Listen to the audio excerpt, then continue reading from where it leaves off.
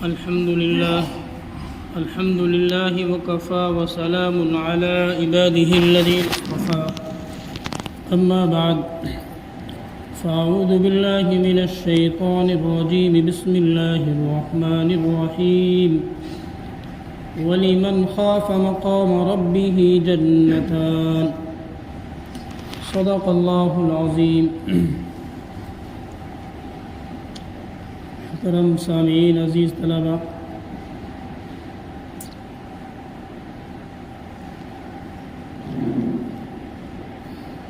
یہ آیت کریمہ جو تلاوت کی ہے، اس کے اندر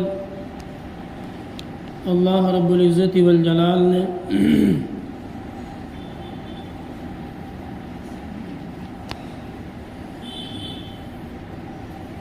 ذکر فرمایا ہے کہ جو بندہ، جو انسان اللہ کے سامنے کھڑے ہونے سے ڈرے گا،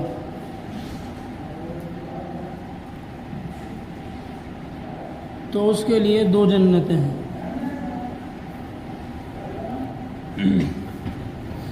جو انسان اللہ کے سامنے کھڑے ہونے سے ڈرے گا، اس کے لیے 2 جنتیں ہیں. وَلِمَنْ خَافَ مَقَامَ رَبِّهِ جَنَّتَانِ.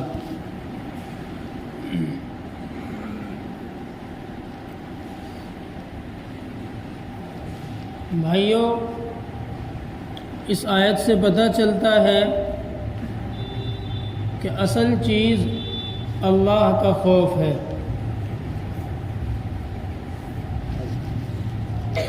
اس آیت میں یہ نہیں فرمایا گیا کہ جو جہنم سے ڈرے، قبر کے عذاب سے ڈرے، یا کسی اور عذاب سے ڈرے، بلکہ یہ فرمایا گیا ہے کہ جو اپنے رب کے سامنے کھڑے ہونے سے ڈرے، اللہ کے سامنے کھڑے ہونے سے جو ڈرا، اس کے لیے 2 جنتیں ہیں. تو پتہ چلا کہ اصل جو چیز ہے وہ اللہ کا خوف ہے، جس کو ہم دوسرے الفاظ میں تقوی بھی کہتے ہیں.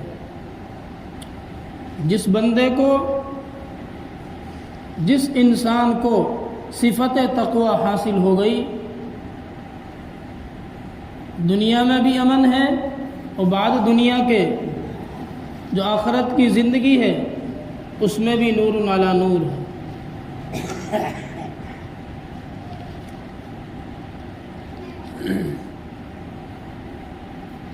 اب دیکھنا ہے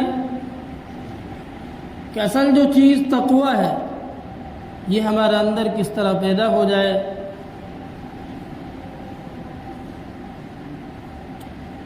جب اللہ کا خوف انسان کے اندر ہوگا تو وہی اس کو اچھے کاموں پر ابھارے گا. وہی اللہ کا خوف، وہی تقوی غلط کاموں سے اس کو روکے گا. اگر اللہ کا ڈر ہے تو اللہ کا ڈر اس کو نماز پڑھنے پر آمادہ کرے گا. اگر اس کو ڈر ہے کہ مجھے ایک دن اللہ کے سامنے کھڑا ہونا ہے اور میدان محشر قائم ہونا ہے، حساب و کتاب ہونا ہے، سوال جواب مجھ سے بھی ہوں گے، تو پھر اسے اچھے کام کرنے کی فکر ہوگی اور برے کاموں سے رکے گا.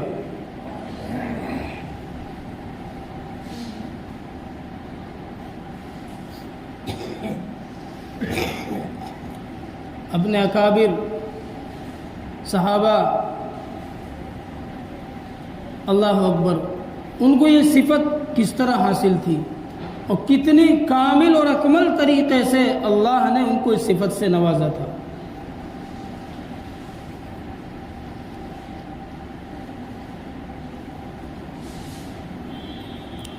اگر لوگ اللہ سے ڈرنے لگے نا، خدا کی قسم، یہ جو جرائم، یہ غلط کام، چوریاں، زنا،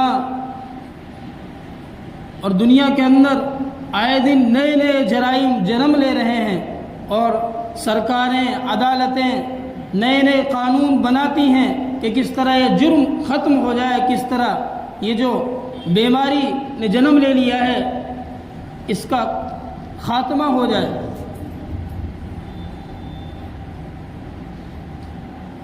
اصل جو چیز ہے اس کا ڈر ہے ہی نہیں. لوگوں کا ڈر ہے تو وہ ایک حد تک محدود رہتا ہے. جہاں ان کی نظر سے غائب ہوئے فوراً اس جرم کا ارتکاب شروع ہو جاتا ہے.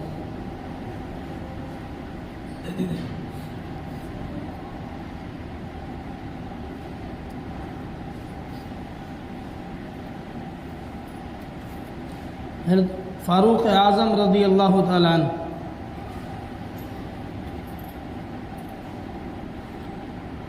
کتنے بڑے خلیفۃ المسلمین گزرے ہیں، اور آپ کے تقوی کا یہ عالم، اللہ اکبر.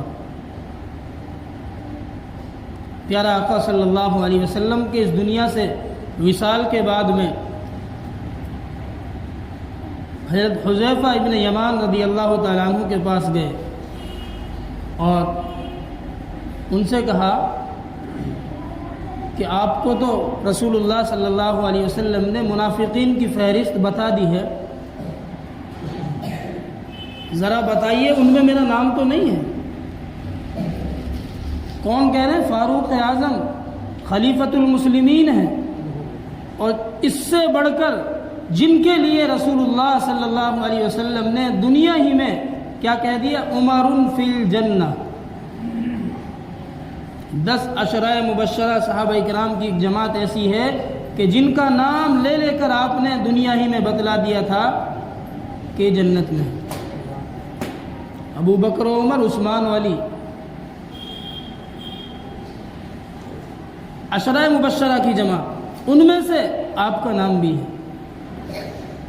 اور ایک مرتبہ فرمایا کہ میں معراج میں جب گیا تو میں نے وہاں جنت جہنم کو دیکھا. جنت میں دیکھا کہ ایک محل ہے، وہاں ایک عورت وضو کر رہی ہے، اور اتنا محل اتنا خوبصورت ہے، اتنا خوبصورت ہے. میں نے اس سے پوچھا کہ یہ محل کس کا ہے؟ تو اس عورت نے کہا کہ یہ عمر کا ہے. میرا دل چاہا کہ میں اس میں چلا جاؤں، اس کو دیکھ کر آؤں، لیکن عمر، مجھے آپ کی غیرت یاد آ گئی کہ آپ ایک غیور ہیں، اس لیے میں اس کے اندر داخل نہیں ہوں. اتنا سب کچھ ہونے کے باوجود، دنیا میں سب کچھ، سارے پروانے مل گئے، ساری گارنٹیاں مل گئی، لیکن وہ اپنے متعلق کیا پوچھ رہے کہ حذیفہ ذرا یہ بتائیے کہ ان منافقین میں میرا نام تو نہیں ہے. تو بھائیوں، اس کو کہتے ہیں اللہ کا خوف، اللہ کا ڈر. تبھی نا اتنی بڑی دنیا پر حکومت کیے ہیں.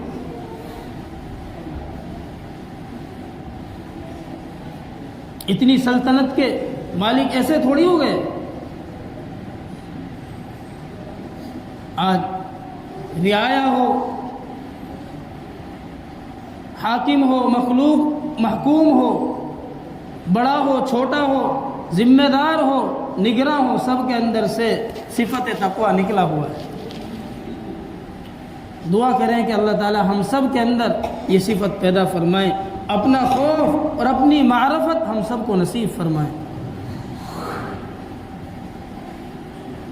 آپ کی خلافت کا زمانہ ہے، آپ رات میں گشت لگا رہے ہیں. آپ کا معمول تھا کہ اگر رات میں دیکھتے تھے کہ کسی کو ناجائز ستایا تو نہیں جا رہا، کسی کے اوپر ناجائز ظلم تو نہیں ہو رہا ہے، یا کوئی فقر سے پریشان تو نہیں ہے، غربت سے پریشان تو نہیں ہے، کہ اس کو دیکھا جائے، اس کی مدد کی جائے. گشت کر رہے تھے تو ایک دروازے سے اندر سے آواز آئی کہ ایک عورت دوسری عورت سے کہہ رہی ہے کہ جو دودھ تم نکال کر لائی ہو اس میں پانی ملا دو. آپ نے پہچانا کہ کہنے والی ایک بوڑھی عورت ہے، اور جو اس کا جواب دے رہی ایک جوان لڑکی ہے. ایک بوڑھی ماں اپنی بیٹی سے کہہ رہی ہے کہ جو تم دودھ نکال کر لائی ہو اس میں پانی ملا دو، اور صبح اس کو فروخت کر دینا، زیادہ ہو جائے گا تو زیادہ رقم آ جائے گی. تو اس لڑکی نے کہا کہ اماں، امیر المؤمنین نے دودھ میں پانی ملا کر بیچنے سے منع کیا ہے. تو اماں نے کہا کہ امیر المؤمنین کون سے دیکھ رہے ہیں؟ رات کا وقت ہے، رات کا اندھیرا ہے، کون امیر المؤمنین کہاں اپنے گھر میں سو رہے ہوں گے آرام سے. تو اس لڑکی نے کہا کہ اماں امیر المؤمنین تو نہیں دیکھ رہے، لیکن امیر المؤمنین کے مالک اللہ تو دیکھ رہا ہے۔ بس یہ سارا واقعہ، ساری گفتگو حضرت عمر رضی اللہ تعالیٰ عنہ نے اپنے کانوں سے سنی اور اس گھر پر نشان، کوئی علامت لگا کر چلے گئے۔ صبح میں پتہ چلا، معلوم کرایا کہ یہ کس کا گھر تھا، کون عورت تھی۔ بعد میں چل کر ان سے اپنے بیٹے حضرت عبداللہ بن عمر رضی اللہ تعالیٰ عنہ کا نکاح ہوا، اور انہی کی نسل میں چل کر جن کو خلیفہ خامس حضرت عمر بن عبدالعزیز رحمۃ اللہ علیہ جن کو خلیفہ خامس کہا گیا ہے، انہی کی نسل سے پیدا ہوئے ہیں۔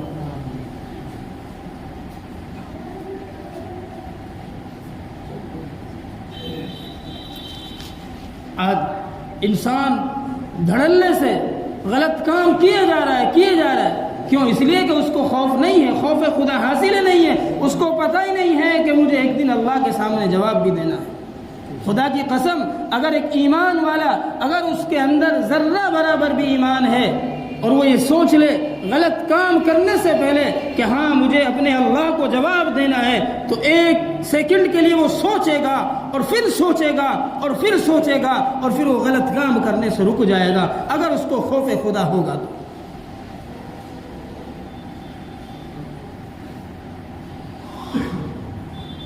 ہم نماز پڑھنے کی دعوت دیتے ہیں، لیکن نماز کیوں نہیں پڑھی جا رہی؟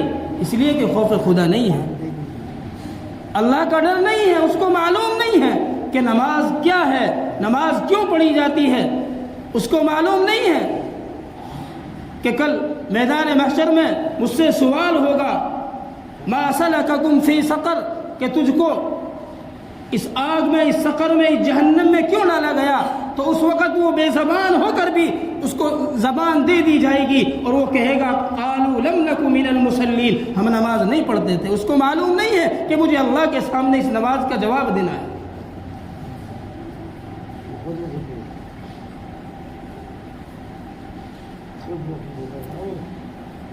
آج رشوت کا بازار گرم ہے، قانون بنائے جاتے ہیں کہ کس طرح یہ جرم ختم ہو جائے، لیکن اس سے بڑھ کر رشوت کا بازار شباب پر آ جاتا ہے۔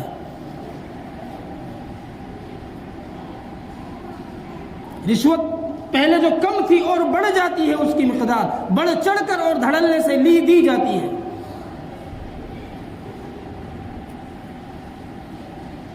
صحابہ کرام کس طرح ان کو خوف خدا حاصل تھا، اللہ اکبر۔ ان سے کوئی جرم ہو جاتا تھا، کس طرح تڑپتے تھے، جس طرح مچھلی بغیر پانی کے تڑپتی ہے، اللہ اکبر۔ حضرت مائز اسلمی ایک صحابی ہیں، ان سے ایک جرم ہو گیا، زنا ہو گیا۔ لا علمی میں بس عقل کو کھو بیٹھے اور ارتکاب کر لیا، لیکن بعد میں احساس ہوا، توبہ کی، لیکن پھر بھی ان کو یقین ہوا، یہ یقین نہیں ہوا کہ ہو سکتا ہے میری توبہ قبول نہ ہو تو اللہ کے سامنے مجھے جواب دینا ہے، میرا کیا بنے گا۔ پھر تڑپے اور اللہ کے حضور صلی اللہ علیہ وسلم کی خدمت میں حاضر ہوا کہ یا رسول اللہ، میں نے اپنے اوپر ظلم کر لیا، میں نے اپنی جان کو ہلاکت میں ڈال دیا۔ وہ ہوا کیا؟ ساری کیفیت بتلائی، آپ نے اس کو واپس کر دیا۔ دوسرے دن پھر آئے اور پھر اسی طرح کہا، آپ نے پھر واپس کر دیا۔ آپ نے ایک شخص کو پوچھا اس کے خاندان میں کہ یہ کہیں پاگل تو نہیں ہے، اس کی عقل ٹھیک ٹھاک ہے، بہکی باتیں تو نہیں کرتا ہے؟ پتہ چلا کہ نہیں، خوب اچھا ہے، کوئی دقت نہیں ہے، کوئی پریشانی نہیں ہے، کوئی پرابلم نہیں ہے، نارمل ہے۔ تیسرے دن پھر آیا کہ یا رسول اللہ، میں نے اپنے اوپر ظلم کر لیا۔ پوچھوایا کس نے؟ شراب تو نہیں پی رکھی؟ کہیں شراب کے نشے میں اس طرح کر رہا ہو؟ ایک نے اس کا منہ سونگھ کر دیکھا تو کوئی وہ نہیں ہے، شراب کا کوئی اثر نہیں ہے، کوئی شراب نہیں پی۔ آپ نے ایک گڑھا کھدوایا رجم کے لیے۔ اسلامی جو قانون ہے وہ یہ ہے کہ اگر کوئی زنا کر لے، اس کی الگ الگ تفصیل ہے، تو اس کو رجم کیا جائے گا۔ ایک گڑھا کھود کر اوپر سے سارے لوگ اس کو پتھر ماریں گے اور پتھر مار کر اس کو اسی میں ہلاک کر دیں گے، اس پاپ سے، اس گناہ سے اس کو دھلنے کے لیے۔ چنانچہ یہ کیا گیا اور ان کو رجم کیا گیا۔ ایک قبیلے کی ایک عورت آئی، انہوں نے کہا کہ یا رسول اللہ میں نے بھی اپنے اوپر ظلم کر لیا۔ کہ کیا کہتی ہو، ہوش میں تو ہو؟ کہ نہیں، میرے ساتھ میں حمل سے ہوں اور اس جرم کے مقابلے میں حاملہ ہو گئی ہوں، اب میں پاک ہونا چاہتی ہوں، مجھے اللہ کے یہاں حضور حاضری سے ڈر لگتا ہے، وہاں اللہ اکبر میں وہاں کی سزا برداشت نہیں کر سکتی، میں دنیا میں ہی پاک ہونا چاہتی ہوں۔ آپ نے اس کو واپس کر دیا۔ دوسرے دن پھر آئی، پھر واپس کر دیا۔ انہوں نے کہا کہ مجھے آپ مائز کی طرح تو واپس نہیں کر رہے ہو کہ میں خوب ہوش و حواس میں ہوں، میں کوئی دقت میں نہیں ہوں، میں نے جرم کیا ہے، گناہ کیا ہے، میں پاک ہونا چاہتی ہوں۔ کہ ابھی تم حمل سے ہو، یہ بچے کی پیدائش ہو جائے اس کے بعد میں آنا۔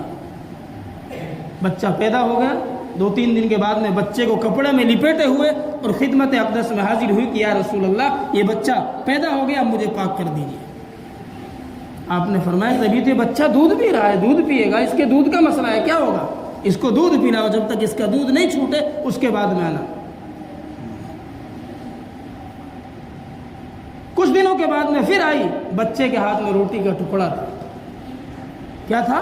روٹی کا ٹکڑا۔ کہ یا رسول اللہ اب اس نے دودھ چھوڑ دیا، ابھی روٹی کھانے لگا، مجھے جلدی سے پاک کر دیجیے۔ آپ نے گڑھا کھدوایا، ان کو بھی رجم کرا۔ تو ان کے بتلانے سے مقصد کیا ہے کہ یہ تھا خوف خدا، تقوی، اللہ کا خوف، اللہ کے حضور حاضری کا ڈر کہ اگر کوئی گناہ ہو جائے، کوئی غلطی ہو جائے، انسان ہے، غلطیاں انسانوں سے ہی ہوتی ہیں، اور توبہ کرنے والا بندہ اللہ کو کتنا محبوب ہے۔ اللہ اکبر، اللہ کی ذات رحیم ہے نا، کریم ہے۔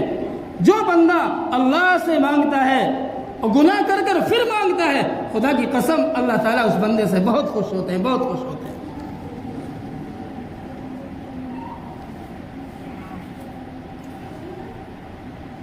آج بھائیوں، ہم نے اس صفت کو ہمارے اندر سے نکلی ہوئی ہے، اسی لیے ہم سے گناہ ہوتے ہیں، غلط کام ہوتے ہیں۔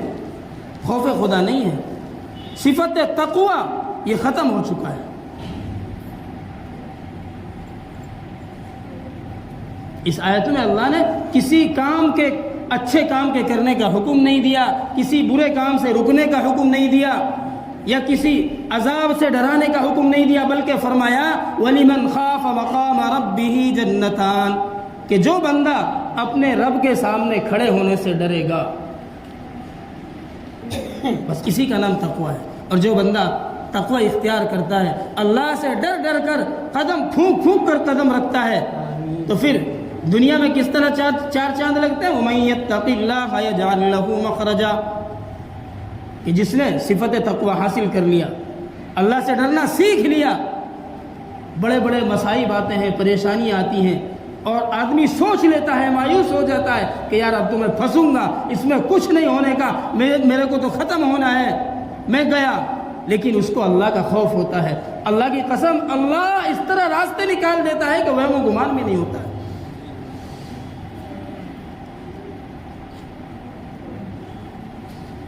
جب اللہ کا خوف ہوگا، اللہ کا خوف ابھارے گا، اللہ کا ڈر ابھارے گا اچھائیوں پر، اللہ کا ڈر روکے گا برائیوں سے، گناہ کرنے سے ہم ڈریں گے۔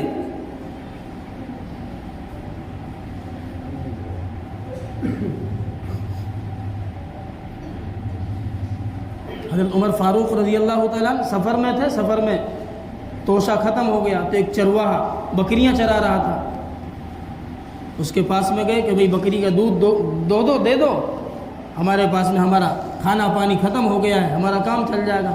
اس نے کہا کہ میں دے تو دیتا، لیکن میں ان کا مالک نہیں ہوں، میں نوکر ہوں۔ چرواہے نے کہا میں مالک نہیں ہوں، نوکر ہوں، اور بغیر اجازت کے میں اس میں تصرف نہیں کر سکتا۔ حضرت عمر فاروق رضی اللہ تعالیٰ عنہ ان کا امتحان لینے کے لیے کہا، ایک تدبیر کی کہ ایسا کرو، تمہارا بھی کام، تمہیں بھی فائدہ ہوگا، ہمارا بھی کام بن جائے گا، ایک بکری ہمیں قیمتاً دے دو، اس کے کچھ پیسے لے لو، تمہارے جیب خرچ کے لیے ہو جائیں گے، ہمارا کام چل جائے گا، ہم دودھ پی لیں گے اور بعد میں چل کر اس کو کاٹ کر کھا لیں گے امتحاناً۔ تو انہوں نے کہا کہ مالک تو نہیں ہے، تو مالک کون سے دیکھ رہا ہے؟ مالک کون سے دیکھ رہا ہے؟ ان کو جا کر کہہ دینا کہ چرواہا کھا گیا بکریاں، وہ جنگل میں عام طور سے چرواہے وہ کیا نام ہے بھیڑیے کھا بھی جاتے ہیں، اور تمہارا مالک اس بات کو مان بھی لے گا۔ تو چرواہے نے کہا کہ مالک نہیں ہے، اور مالک سے تدبیر میں ان کو بتاؤں گا شاید وہ مان بھی جائے گا، لیکن مالک تو دیکھ رہا ہے۔ فَأَيْنَ اللَّهُ فَأَيْنَ اللَّهُ، تو اللہ کہاں گیا؟ اللہ تو دیکھ رہا ہے، اس سے کیسے چھپاؤں گا؟ اس کے یہاں بھی تو مجھے جواب دینے کا، اس کے یہاں بھی تو میری حاضری ہوگی، وہاں کیا جواب دوں گا؟ یہاں کے مالک کو تو بتلا دوں گا، وہ مان بھی جائے گا، لیکن اللہ تو دیکھ رہا ہے۔ تو یہ ہے بھائیو صفت تقوی، خوف، اللہ کا ڈر۔ جس طرح جلوت میں اسی طرح خلوت میں، جس طرح مجلس میں اسی طرح تنہائی میں۔ دوسروں کے سامنے تو ہم لوگوں کے ڈر کی وجہ سے کوئی غلط کام کرنے سے رک جاتے ہیں اور اچھا کام کرنے لگتے ہیں، لیکن تنہائی میں اکیلے میں جا کر پھر ہم اس غلط کام میں مبتلا ہو جاتے ہیں۔ ہر وقت اللہ کا خوف ضروری ہے، اس کے بغیر کام نہیں چلنے کا۔ اگر اللہ کے خوف کے بغیر نماز بھی پڑھیں گے تو اس نماز سے بھی کوئی فائدہ نہیں ہے۔ کیوں؟ اس لیے کہ دکھلاوے کے لیے نماز پڑھ رہا، اللہ کے خوف سے نہیں پڑھ رہا۔ اللہ کے خوف کے بغیر کوئی کار خیر کریں گے تو کوئی فائدہ نہیں ہے۔ مقصد دوسرا ہے، مقصد اللہ نہیں ہے، رسول اللہ صلی اللہ علیہ وسلم کی اطاعت نہیں ہے۔ اس لیے ضرورت ہے کہ اللہ سے ڈریں، اللہ سے ڈرنا سیکھیں، اللہ والوں سے تعلق مضبوط کریں۔ بارہا اللہ نے قرآن میں فرمایا اتقوا اللہ اتقوا اللہ اتقوا اللہ۔ کتنی جگہ یہ لفظ آپ کو مل جائے گا کہ اللہ سے ڈرو، اللہ سے ڈرو، اللہ سے ڈرو۔ اللہ سے ڈرنا آ گیا تو ساری زندگی آسان ہو جائے گی، ساری اچھائیاں آپ کے اندر آ جائیں گی اور سارے غلط کام، ساری برائیاں آپ کے اندر سے نکل جائیں گی۔ اللہ تعالی ہم سب کو عمل کی توفیق عطا فرمائے۔ دعوانا الحمدللہ رب العالمین۔